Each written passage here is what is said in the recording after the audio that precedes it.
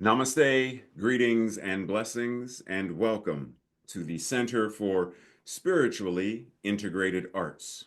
This is our Sunday message, and I am Reverend Dr. Raymont Anderson, the founder and spiritual director of this center. And I invite you to watch not only this Sunday message, but any of our archived messages. I invite you to join any classes or events that we have going on. I invite you to reach out and email if you have any questions. Questions about this community, questions about me, questions about what we do, or questions about this science of mind and spirit, liberation theology that we practice and teach. And if by chance you find yourself seeking beloved community with other like-minded beings, even if you already belong, are a member of another community, church, or center, you are more than free to have multiple affiliations wherever you are fed and find community. You are invited. And lastly, feel free to click like, subscribe, and share this or any other message or announcements with others in your circle. And with that, much appreciation, love, and blessings. Enjoy the message.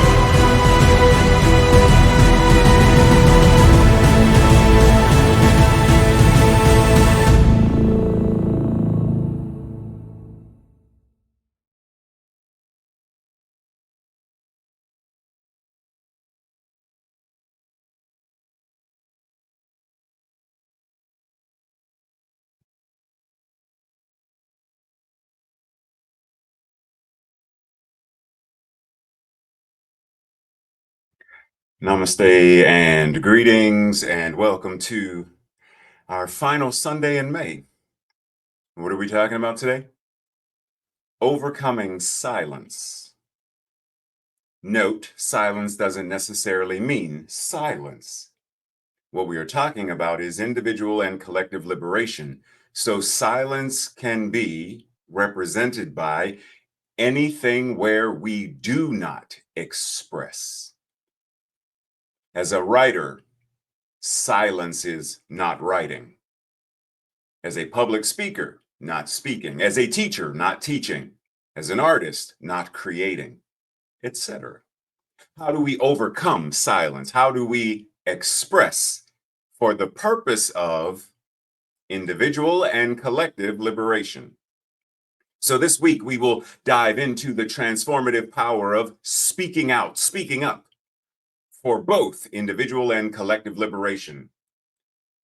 How do we break the silence so that we can enhance and nurture trust, so that we can drive meaningful change, and so that we can foster a more inclusive culture and society? Let us explore some of the barriers that keep us from expressing, keep us from voicing our truths, and share practical strategies on how we can overcome those obstacles. Breathe. Let's learn how to embrace our creative expression, our voice, because it is precisely the thing that will pave the way and lay the foundation upon which we create a world that works for all. And this world that works for all is a world where we have individual and collective liberation. This is our opportunity to unlock all of our divine potential,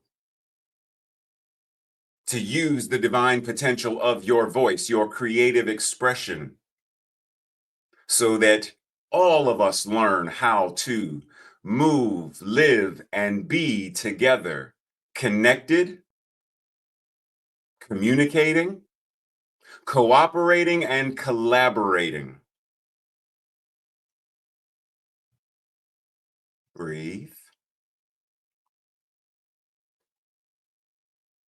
If you are new to CSL, Centers for Spiritual Living, or this community, or Science of Mind and Spirit, you may not know that Dr. Ernest Holmes, the founder of this spirituality or this spiritual path, created these things called the Declaration of Principles, also known as the We Believe statements.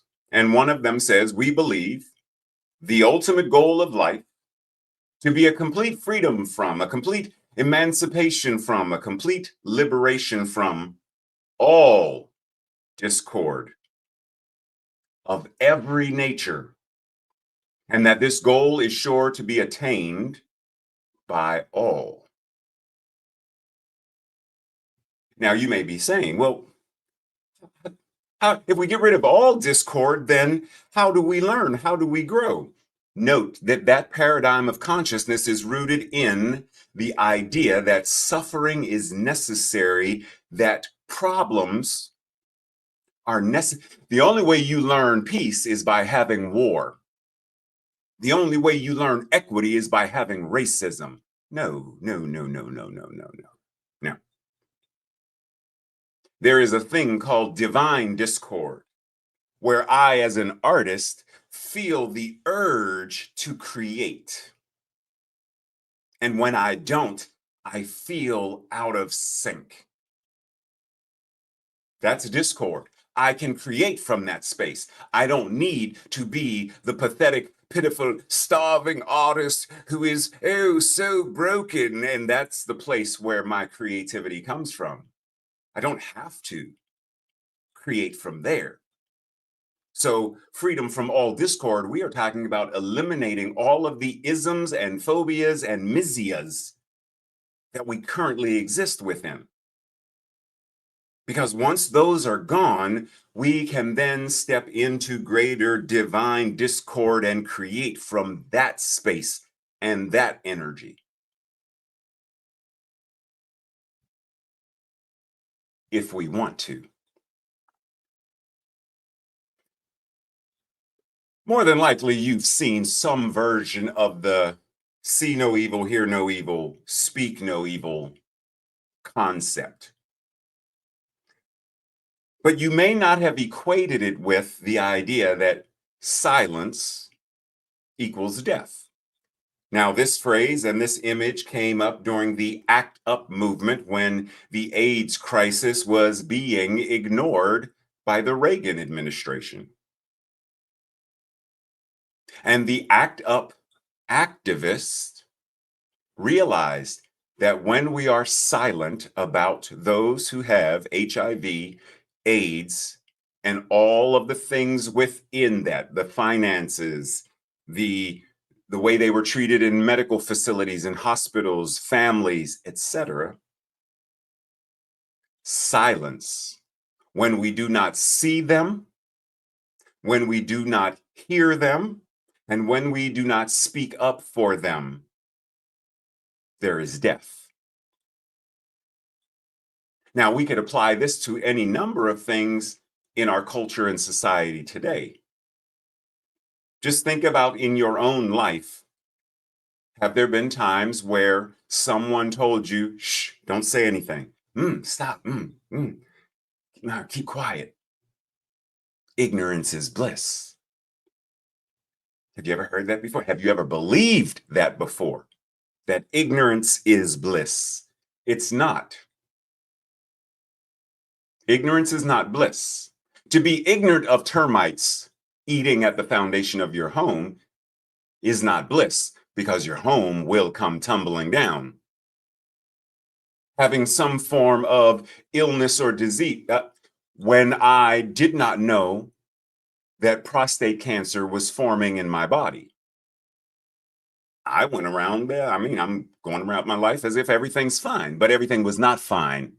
And had I not gone to the doctor for the checkup, where she realized that my blood, my PSA numbers were elevated, and she sent me to a urologist, had those things not happened, I might not be here now, or at least not for long. Ignorance is not bliss. In the moment, maybe, but in the long term, it is not. So if silence equals death, death for whom? Who dies when we are silent? Well, according to Pastor Martin Niemöller, in case you don't know him, I suggest you look him up. But he was a clergyman who initially helped Hitler until Dietrich Bonhoeffer schooled him. And then Niemöller, at a later time, realized the error, and he created this poem. So, death for whom? According to him, first they came for the communist, and I saw no evil, spoke no evil, heard no evil. I didn't speak out because I was not a communist. Then they came for the socialists, and I remained silent because I was not a socialist. Then they came for the trade unionists, and I kept silent because I was not one of them either. Then they came for the Jews, and I remained silent because I was not a Jew. And then eventually they came for me, and there was no one left to speak up, to speak out for me. So death for whom? Well, it depends. When someone witnesses any kind of injustice and we keep silent, death for whom? Potentially the one who is being abused, that we chose silence. And in that, knowing that God is all there is only one, and what happens in one area of the divine happens throughout, then when one of us suffers, we all suffer, we all die, quote unquote. As Fannie Lou Hamer and many others have said in their own iteration, none of us are free unless all of us are free. Until all are free, we are none of us free. So silence at any time affects everyone, not just those people or these people or me, or as he said, first they came for the. Well, I was silent regarding them, but there's always that next domino. There's the next someone, and the now it's you. Who's going to speak up for you? So keep in mind that refusing to speak out, refusing to speak up hurts everyone, including you. I decided it is better to scream because silence is the real crime against humanity. Oftentimes in New Thought, we are told to be quiet. Oftentimes, when someone such as myself pray or speak, because I am so passionate about whatever I am praying regarding or speaking about, I am loud. And there are many who tone that down. Why you? Shh. Prayers are supposed to be ever so mellow and let us all gather. Nothing wrong with that. That's not me, though. So I have found that I have decided that I have chosen to be me. And I realize that in being me, that which God is as me expresses itself, because to choose otherwise is a crime against divinity. To choose not to use all of this divine power, glory, grace, love is a crime against the universe, if such a thing exists, for the sake of linguistic convenience. So it is better to scream. Right now, we see all manner of things going on in the United States and beyond. We see such things as a non Catholic president saying that he should be the next pope. A couple of weeks ago, in case you missed that in the news. Note that there are even many Catholics who are MAGA who are silent. When you know that this goes against everything you believe as a Catholic, why are you silent? Do you realize that your silence is a crime against your religion, a crime against humanity, because you are complicit in blasphemy?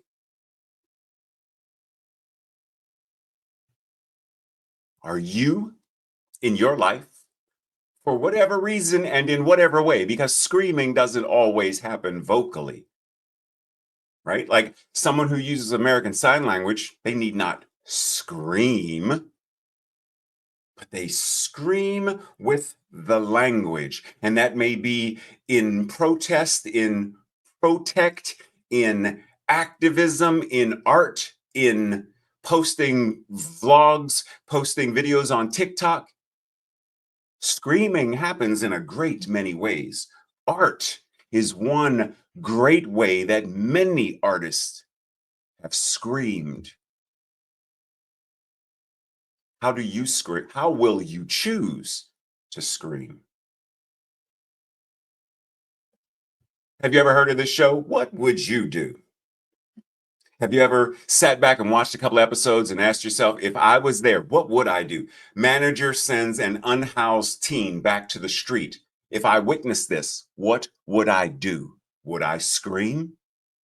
Caregiver steals winning casino jackpot from elderly man. Would I scream?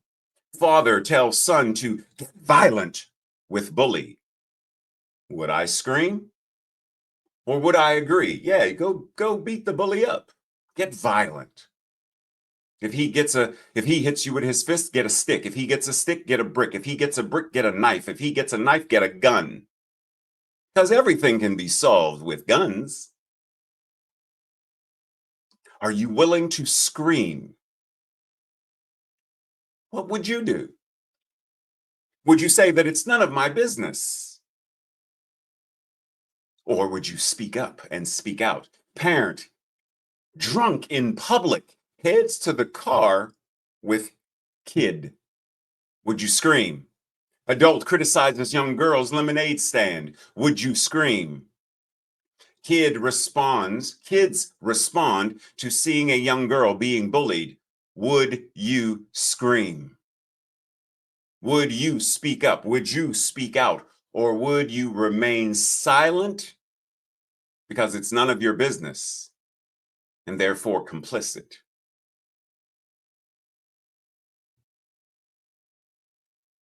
See, Science of Mind and Spirit as a liberation theology demands that we not be complicit. There's a level of we can witness how none of my business shows up in the world. Now, Mamie Till Mobley says, 2 months ago, I had a nice apartment in Chicago. I had a job. I had a son. And when something happened to the Negroes in the South, I said, that's their business, not mine. Now I know how wrong I was. The murder of my son has shown me that what happens to any of us anywhere in the world had better be the business of us all.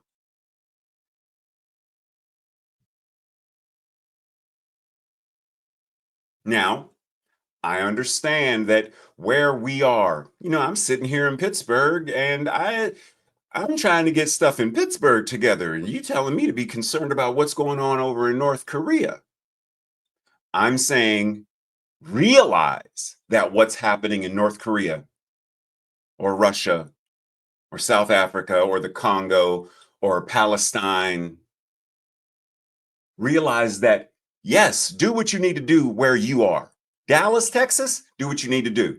Atlanta, Georgia, do what you need to do to take care of you and your family and your loved ones and yourself, etc. Yes, but also realize that you do not exist in a vacuum and that what happens there is and will affect you.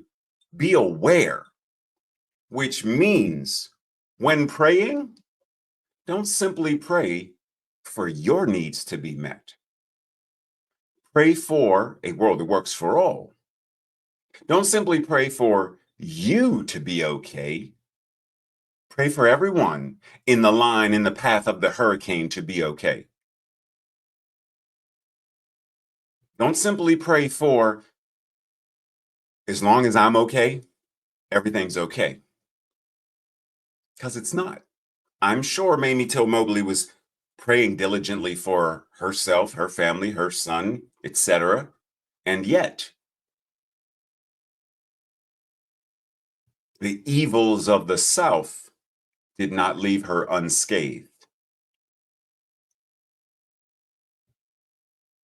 And keep in mind, at any moment, we are all doing the best we can with where we are, with what we have. But keep in mind, as she said, I realized through the murder of my son that what happens to any of us anywhere had better be the business of us all. No one is free until we all are free.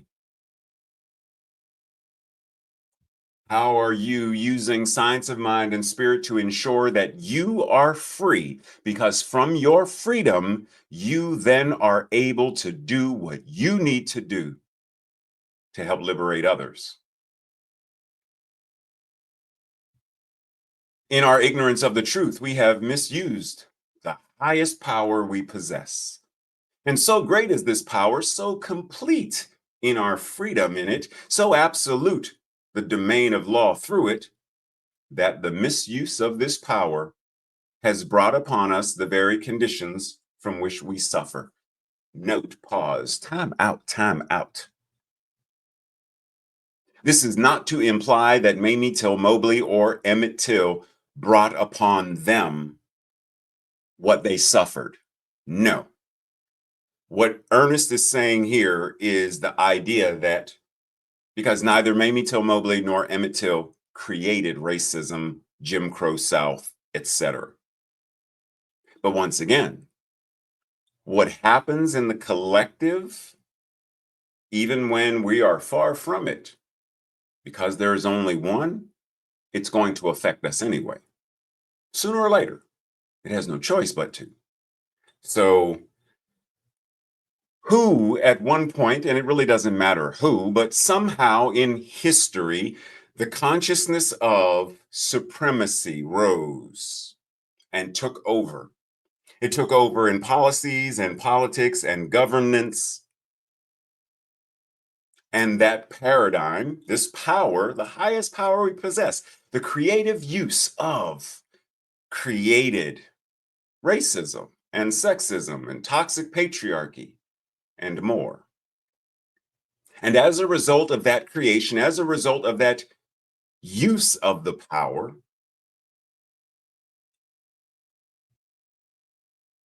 we here now in 2025 still find the space to suffer as a result of it. Now, granted, I myself am not suffering from. But if anyone anywhere is suffering,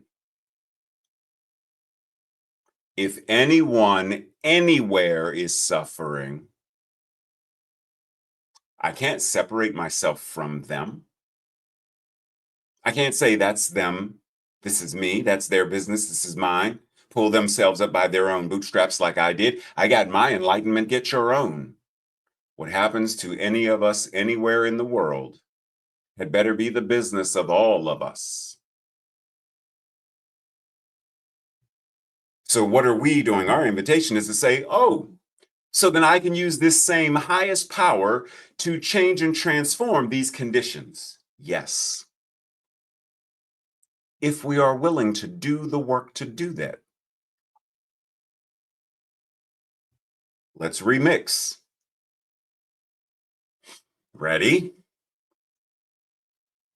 Other than the acts of nature, we created all of the wonders and all of the horrors of the world. The mental equivalence of the collective consciousness created racism, sexism, toxic patriarchy, homomisia, transmisia, xenomisia, weapons of mass destruction, mass shootings, cults, religious manipulation and trauma, political corruption, monarchies, and dictatorships. Our continued ignorance of the truth and the embodied activity of the truth will continue to create more conditions from which we will suffer. Or we can choose new life-affirming mental equivalence. So again, this is not about blame or shame for anything that someone is experiencing. It is about each of us taking responsibility and accountability to do what we can, where we are, with what we have, to heal self and others, evolve individually and collectively, to live our best lives individually and collectively, and to create a world that works for all. Speaking of which, I'm considering doing this as a book study. If you'd be interested, let me know. Ready?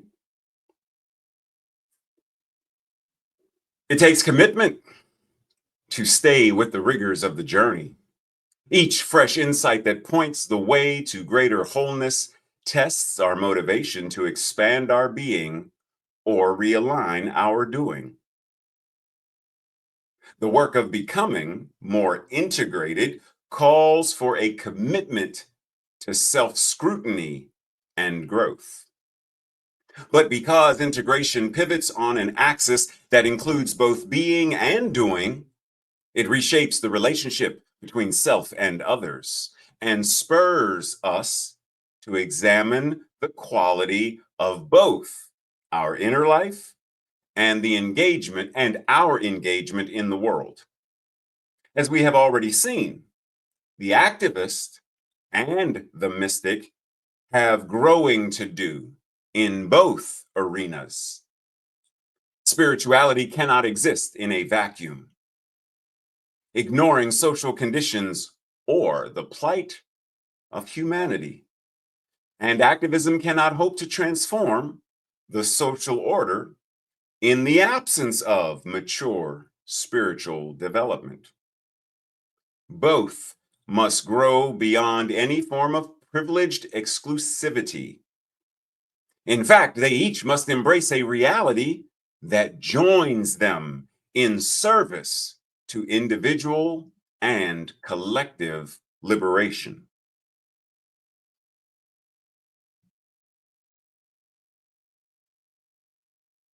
Breathe. Those who do not move do not notice their chains. Wait, what? Remember, there was a time when it was said, still not sure how accurate it is, how factual it is, but it was said that Harriet Tubman at one time or many times made the statement that she freed so many and that she could have freed so many more if only they knew that they were enslaved. There are many people who don't realize they're in a cult. As one of our members here at SIA often has said in the past, people don't join cults. People join groups. And then, once indoctrinated, realize, if they realize, but at later point, it's, oh, I joined a cult. There are many people who are in toxic relationships. And there's a part of them that knows, but there's a part of them that doesn't realize it because they don't notice their chains. So we, like Kal-El, are invited to break the chains, to move, to get active. For to be free is not merely to cast off one's chains, but to live in a way that respects and enhances the freedoms of others. It's not just about us individually. How do we ensure that others, everyone, and this is one of the reasons why I do not say a world that works for everyone, I say a world that works for all. Because if we in the superior of Homo sapien, humanity over nature, over animals, over the environment. That's how we got with climate change and global warming now, because we have placed ourselves above rather than working with nature. So a world that works for all, how do we, for to be free is not merely to cast off one's chains, but to live in a way that respects and enhances all of nature and the freedom of all of nature to work and coexist in the biosphere of God so that all may live and thrive.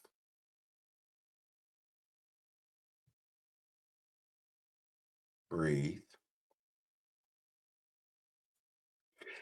And we have, down through the ages, developed many means to attempt to heal, mend, and atone for our actions.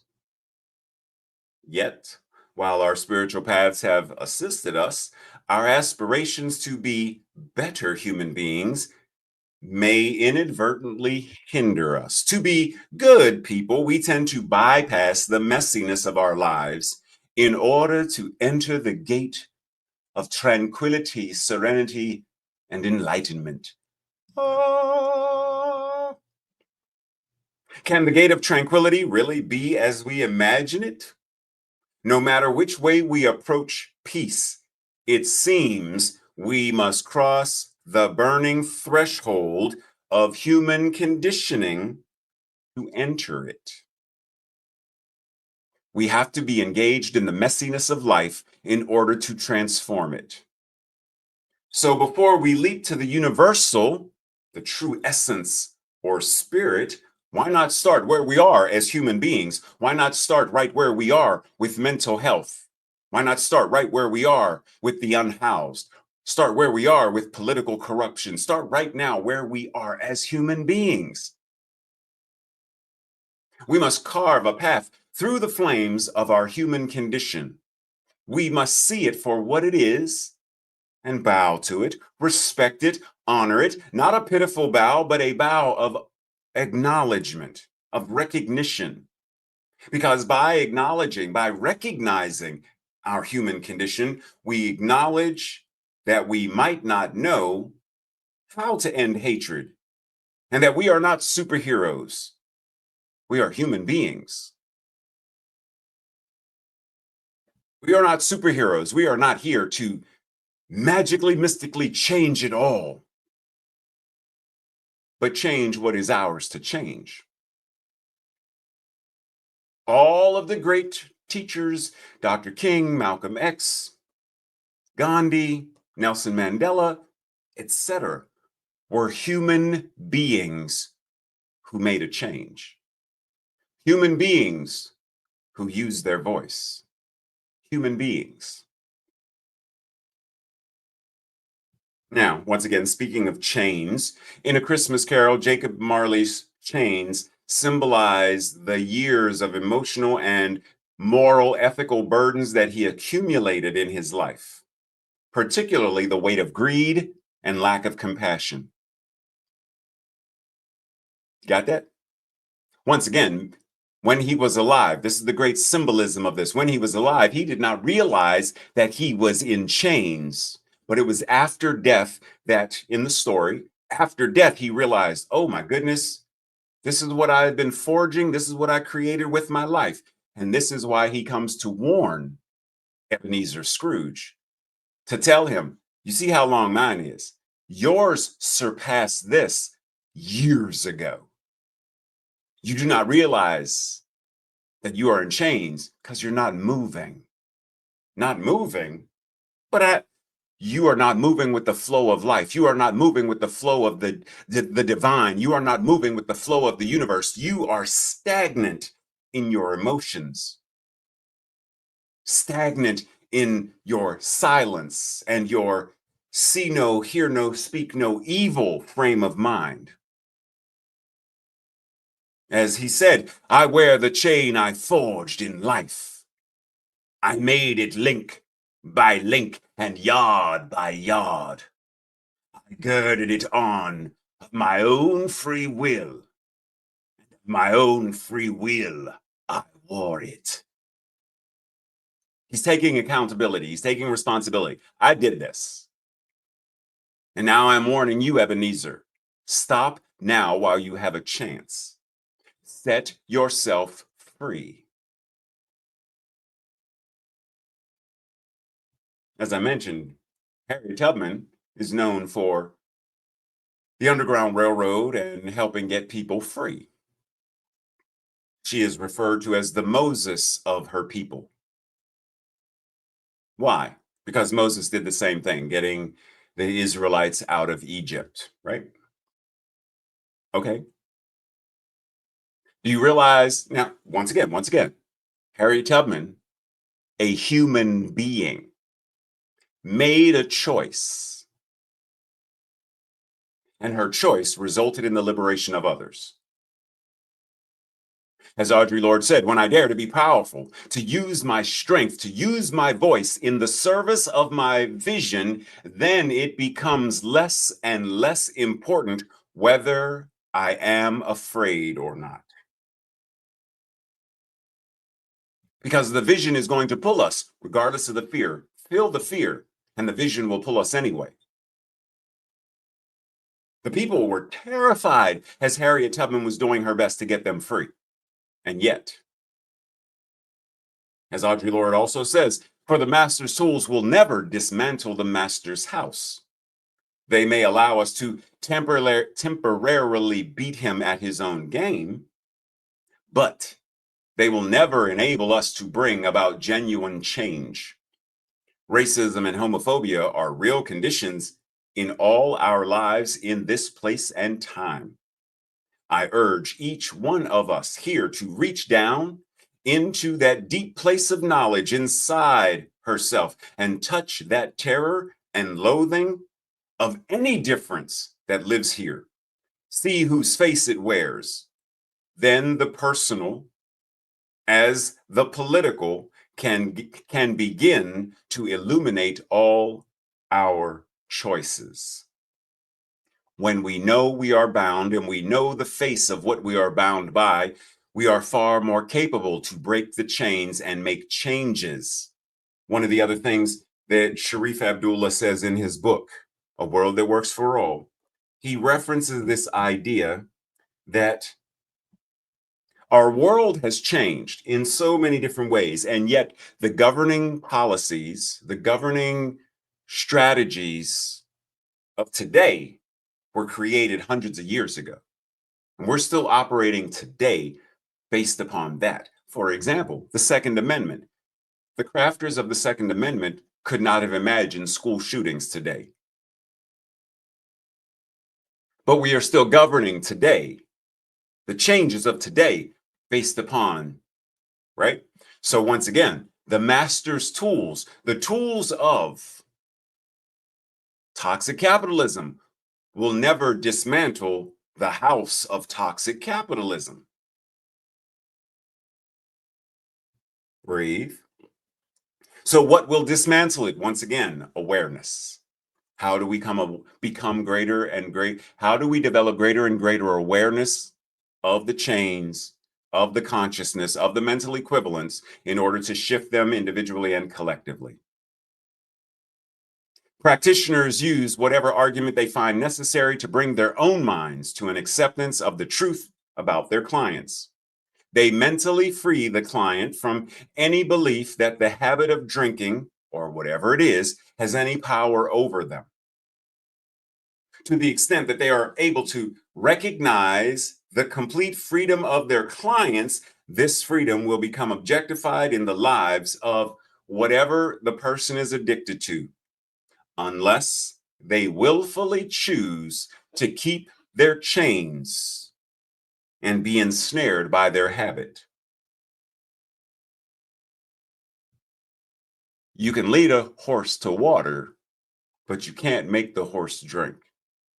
If we want liberation, it doesn't matter how great the teacher is, it doesn't matter how great the life coach is, the minister, unless we willfully choose to be free, we won't be. Think about the dangers that people had to be willing to undergo to hear Harriet's call to freedom. As she said, I prayed to God to make me strong and able to fight. And that's what I've always prayed for ever since. People were risking their lives for freedom. They were risking being shot, being lynched, drowning, and yet they willfully chose liberation, while others willfully chose enslavement. It's our choice. Indeed, our survival and liberation depend upon our recognition of the truth when it is spoken and lived by the people. If we cannot recognize the truth, then it cannot liberate us from untruth. To know the truth is to appropriate it, for it is not only mainly reflection and theory. Truth is divine action entering our lives and creating the human action of liberation. To know the truth is to appropriate it, for it is not mainly reflection and theory, it is action. Remember that Dr. Holmes said that one of the greatest tragedies of this new order of thought is that we engage in too much theory and too little practice. We think about instead of be about. It is said a picture is worth 1,000 words. If that is the case, then what is the moral of this story? Why are so many in line for comforting lies rather than unpleasant truths? Why are so many in line to buy a black belt, but not to earn one? Which line would you be in and why? Which line have you been in and why? Do you know people in this line? Do you know why they're in that line?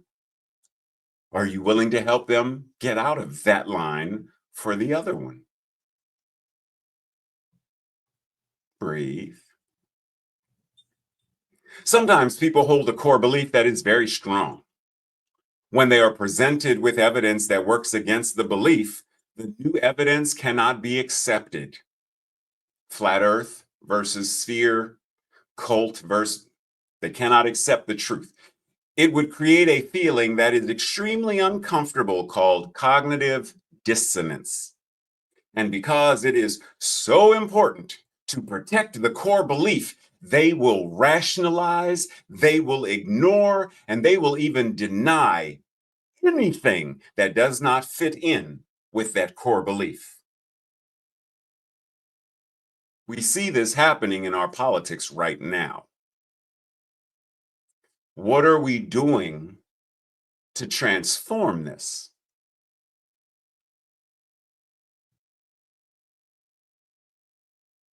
We'll talk about that a little bit more. Any idea what these four things have in common? All four of them have one particular word in common. Know what it is? No idea? You sure? Nothing. You want me to tell you? Okay. The word is bypass. Oftentimes, we think of bypass as a non life affirming thing. We talk about spiritual bypass as the thing to avoid. And yet, there are times to bypass the brokenness, right? There's a road with traffic. I'm going to bypass it on the clean, healthy road, the empty road, and circumvent and get around the blockage. That's what the heart is representing and the stomach. You are circumventing, bypassing one area for another. Okay? So it can be life affirming. Our invitation is how do we use that concept? For example, actually, let me go back just so you're not, just so we're all focused. Political corruption is how things are operating. How do we effectively use science of mind and spirit, spiritual principles, and truth to bypass that? You cannot use the master's tools to erode the master's house. Circumvent it, bypass it, get to a new point in the road so that real liberation can occur.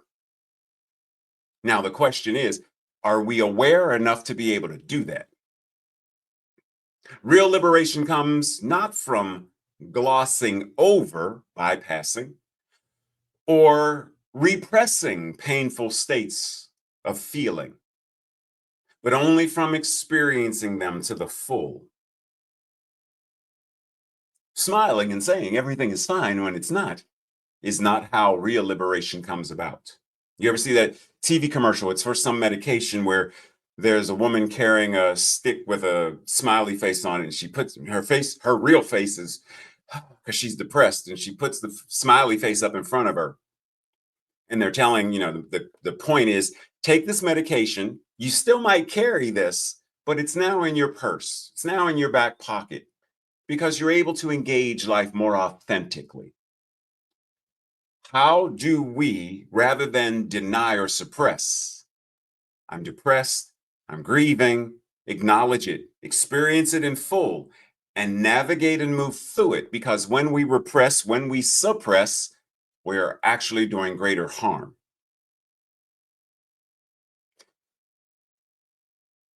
Did you know that this is almost the same kind of thing that Dr. King spoke about? As he said, I have almost reached the regrettable conclusion that the Negro's great stumbling block in the stride toward freedom is not the white citizen's counselor or the Ku Klux Klanner, but the white moderate, who is more devoted to order than to justice, who prefers a negative peace, which is the absence of tension, to a positive peace, which is the presence of justice. There's this repression and suppression where we refuse to see the facts for what they are to make necessary changes. And so the white moderate, the consciousness of, continues to do what it's been doing all along. Breathe. What has it been doing all along? Well, at one time, colonialism was legal, slavery was legal, the Holocaust was legal, Jim Crow South, legal, apartheid, legal. Legality is a matter of power, of dominance, not of justice. If you use the state as a metric for ethics, you will end up disappointed because currently it is operating in the exact opposite. It is not operating based on justice, it's operating based upon what they think is power. But we understand what real power is, divine power. They're actually using pseudo power because true power doesn't need to subvert, hurt, harm anyone, right? True power, I have no need to carry a gun. But that gun gives me a sense of, yeah, I wish somebody would. I will pop a cap and they, psh, please. Oh, okay. But why? Gives you a sense of greater bravery, like I can handle this, and yet, if we created a world where that was not necessary, then it's not necessary. So rather than living or trying to survive in a burning house, let's get out of the house. Let's stop the fire and all of the damage it is causing. Breathe. Unjust laws exist. Shall we be content to obey them, or shall we endeavor to amend them and obey them until we have succeeded, or shall we transgress them at once? How do we use our spiritual power for the purpose of liberation? The struggle to end sexist oppression that focuses on destroying the cultural basis for such domination strengthens other liberation struggles. Individuals who fight for the eradication of sexism without struggles to end racism or classism undermine their own efforts. It's all connected. Individuals who fight for the eradication of racism or classism while supporting sexist oppression are helping to maintain the cultural basis of all forms of group oppression. None of us are free until all of us are free. And what happens to any of us anywhere in the world had better be the business of all of us in the world. So you want to create a world that works for all? Is that what we want? Well, if it is, then we got to get honest about. We cannot have a world that works for all while oppression exists. Homomizia exists. White supremacy exists. The caste system exists. And more, and more, and more. We cannot do it while any of these things exist. So we have to be honest about these things so that we can eradicate them, so that we can heal, evolve, shift, alchemize, whatever words you want to use. but so that these things no longer exist, or at least begin to exist in far lesser degrees than they do now, so that eventually the flames are actually out. The fire is gone.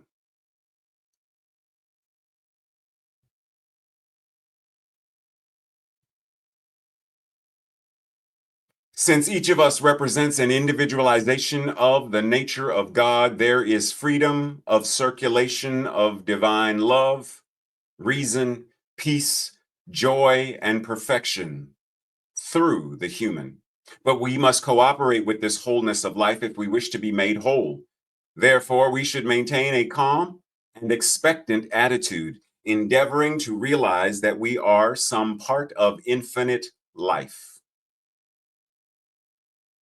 Now, I invite you to come back to this and look at each of the 5 steps for overcoming silence. Embrace your voice, engage in spiritual practices, create safe spaces, advocate for change, persist in your journey. Go through these and identify ways that you can begin to practice them because, as we said in the beginning, silence equals death. How do we raise our voice in whatever way we need to raise our voice? How do we express so that we change and transform? We are bound in a supreme unity. We are tied in an immutable law of irrevocable cause and effect. That is the unity moving in action.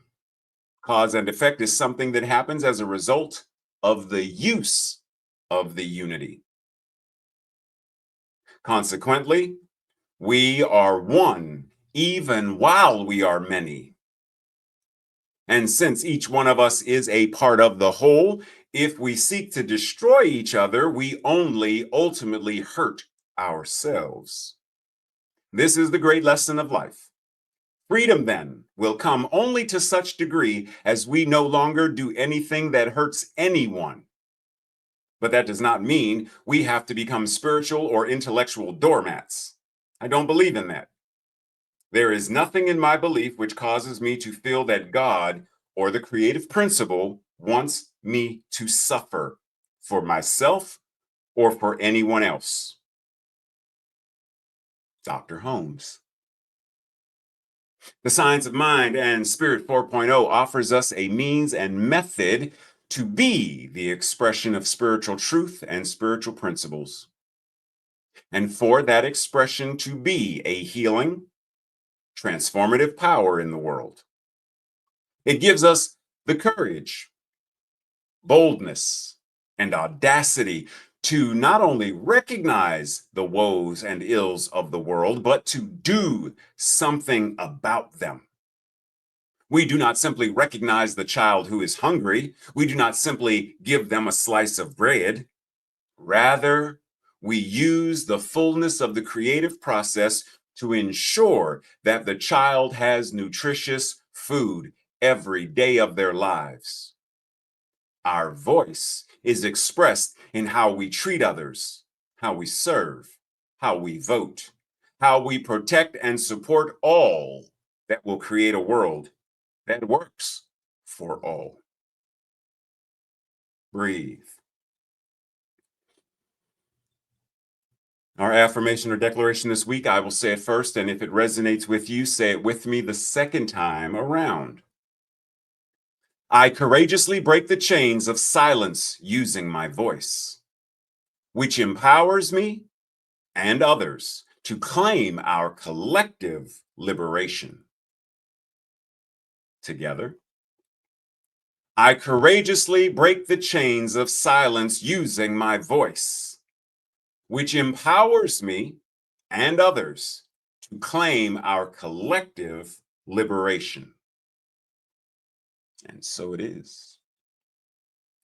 This week's journal questions or Thursday night study questions. Number 1, when have I spoken up about an injustice and how did it feel to do it? Number 2, what, if anything, scares me regarding speaking up? When have I remained silent? What was my reason for remaining silent? And how did it feel to do that? And remember that slide that I was talking about, the 5 steps? Okay, that's this. What would it mean for me to engage in the 5 steps for overcoming silence? What do the two pictures, a picture is worth 1,000 words, what do they say to me about human behavior in general and about my life or me, my nature specifically? Lastly, what is an example of when I have used life affirming bypass and an example of non life affirming bypass? And what was the result of each? And starting today, we are going to do something new called the practice. This week, your practice is the following. Are you ready? Role play a conversation where one person says something that is racist or sexist or anti Semitic or something. And then practice how you would respond, how you might respond to what they said. And then switch roles. We strengthen our voice by practicing our voice. No one gets better at the piano by simply reading about the piano and never touching it. Through the active practice, we strengthen the very skill. And with that, this week's prayer is simply the acknowledgement of knowing that the voice of God is our voice. The word of God is spoken in everything that we do and every way that we act. The universe, the song of the universe, sings itself in our breath, sings itself in our footsteps, sings itself in our heartbeat. All that we are, the way the blood moves, mirrors the way Mother Nature moves the rivers and streams. The rise and fall of our chest and abdomen, and the way air flows in and out, every breeze and gust of wind across the planet. All of this body is a divine reflection of nature itself. And so we breathe and allow this divine representation of the isness and allness of spirit, the universe itself, to do what it is meant to do. Live, love, laugh, enjoy, shine. Knowing that this is already answered prayer in this moment right now, named and claimed, embodied, accepted, and now chosen to act upon. Just as the universal law of cause and effect acts upon this word and mirrors back to us our entire mental equivalent, I know it is already done. It is already answered prayer. The way we live our life is our amen. And so it is. So it is. Namaste, blessings, everyone. Happy end of May. See you next week for June, the month of Pride. Ooh, we're going to get into some stuff next month. Be ready.